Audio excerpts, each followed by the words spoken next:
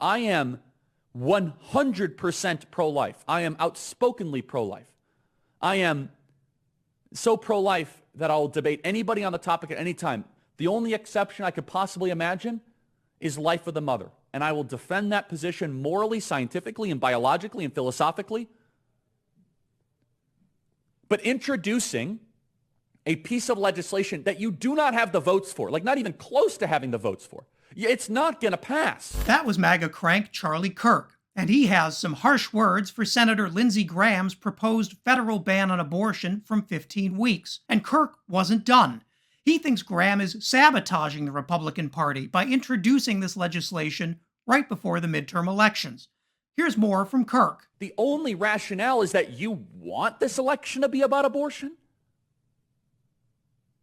And if it was Josh Hawley, I would say, okay, or Ted Cruz, why is Lindsey Graham 25 days out from ballots going out, galloping in and saying, we need a federal abortion ban? Really, where have you been, Lindsey Graham? That feels like election interference.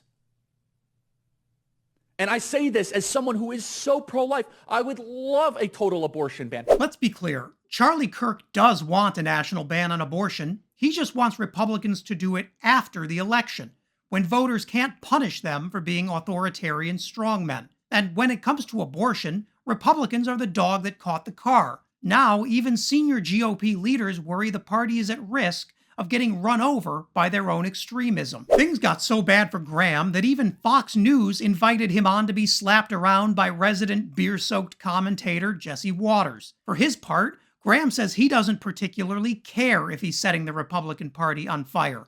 He has donors to please. Take a look. And watch Jesse Waters' face at the end. So, Senator Graham, Republicans are very angry at you. You're getting a lot coming for this. Yeah. Why'd you do it on that day? Not great timing. Don't you see that? No, you're right. I'm not going to apologize. You're right. No. Ever apologize about standing up for the unborn. And you know what? We need to go on the offensive here. It's not what's in your heart. Americans agree with that. They're against abortion after the first trimester.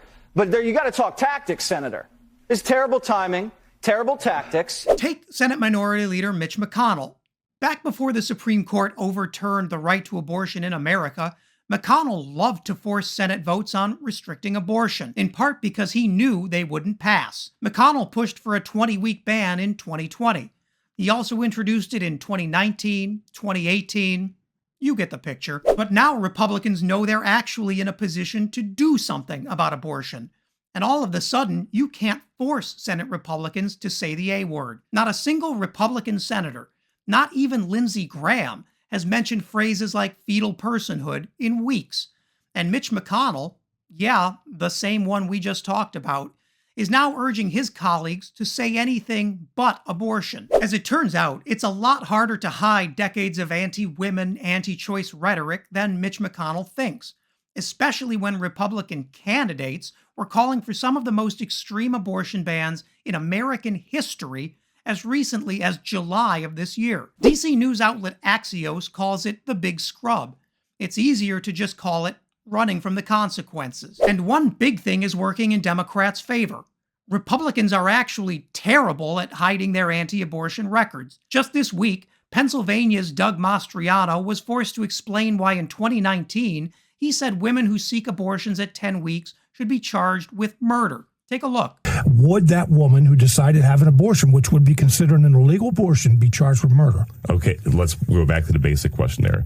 Is that a human being? Is that a little boy or girl? If it is, it deserves equal protection under the law. So you're saying yes? Yes, I am. Spoiler alert, Doug Mastriano has no response to his own words because, they're his words. And now Republicans like Mastriano face a lose-lose situation. They can own the fact that they want to jail women for exercising bodily autonomy, or they can tell Republican voters they've just been lying to them the whole time. Across the country, terrified Republican candidates are going for option B. Mastriano's website, which previously featured a full section on the importance of strict abortion bans, has been scrubbed almost clean. So have the websites of Arizona Senate candidate Blake Masters and House candidates including Tom Barrett in Michigan, Christian Castelli in North Carolina, and Barbara Kirkmeyer in Colorado. And I could go on. And there's good reason why Republicans are running fast and far from the political fallout of their anti-abortion rhetoric. Voters absolutely hate it. Thanks in large part to the Supreme Court's decision, Doug Mastriano's Democratic opponent Josh Shapiro has opened up a 10-point lead. This is bigger than just Pennsylvania, too. After voter outrage, Minnesota gubernatorial candidate Dr. Scott Jensen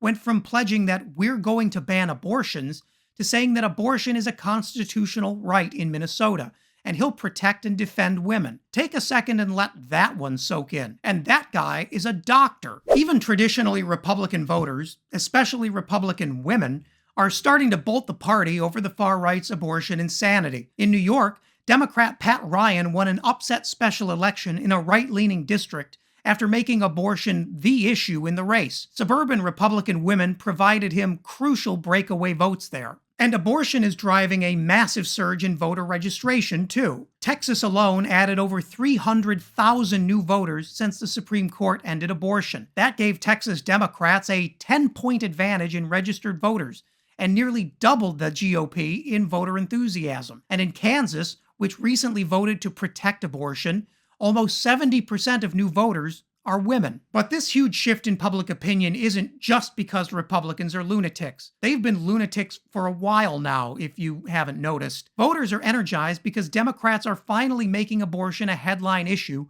after avoiding even saying the word for much of the last 30 years. And it's no surprise that when Democrats make abortion an issue, voters are ready to follow them. Abortion is now one of the most talked about issues on the campaign trail, and even Charlie Kirk's attempt to divert the conversation just adds more fuel to that fire. That fire is increasingly setting the Republican House ablaze.